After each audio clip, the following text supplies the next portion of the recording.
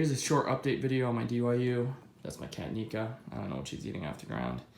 But I recently put a new crank on. The stock crank on this is made out of steel. This is aluminum. The stock crank is also a 40 tooth, 140 millimeter crank arm. And these are really, really heavy too because they're made out of steel. This is 500 grams. That is 480 grams, I believe. So the whole setup, including the other crank arm, is approximately 300 grams of weight savings. The only reason it's not on here yet is because the chain is too short, so I ordered a new chain.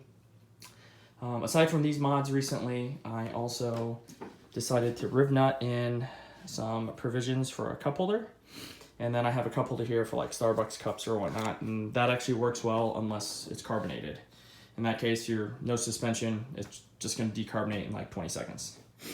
So after this mod, the next mod would be to upgrade the rear cassette, I guess free hub, I guess they call it. So here is the free hub, the 6-speed. So the 6-speed is pretty much just able to squeeze in there. So you'll see this kind of interferes, but this won't matter after the 6-speed's installed because this is only here to tension the chain since it's a single speed.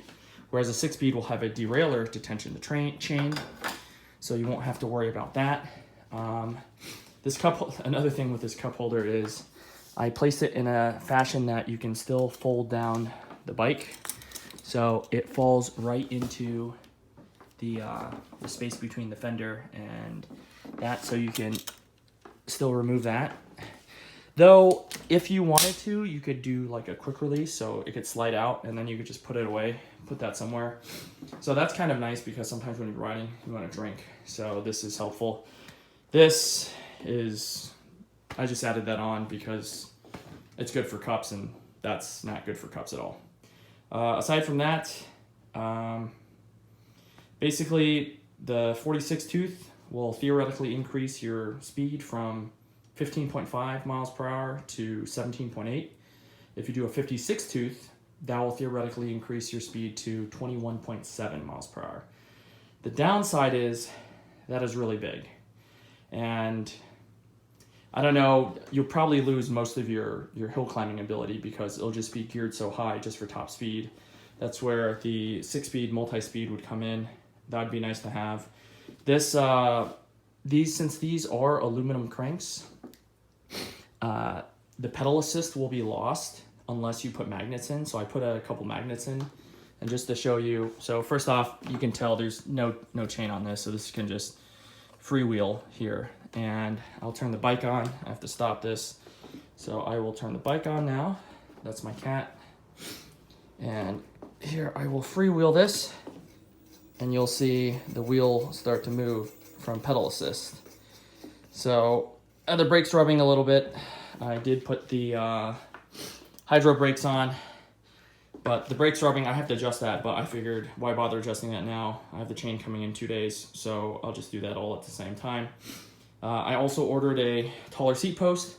So I have the suspension seat post over there, which is really nice, but also kind of heavy.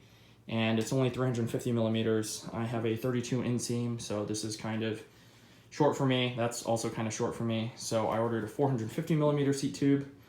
I also ordered a new handlebar. That one's made out of steel, and if I recall correctly, is around 14 ounces. The new one is made out of aluminum, which is 6 ounces. I was tempted to do a carbon bar, but the carbon bar and the aluminum bar, the difference is 10 grams. And the price is, if I recall correctly, 3 times. So, in my opinion, not really worth it. The bike's made out of steel. You're not going to get it as light as possible. You know, that's just how it is. So far, I mean, that's pretty much it. If you have any questions, feel free to, leave a message down below. Bye.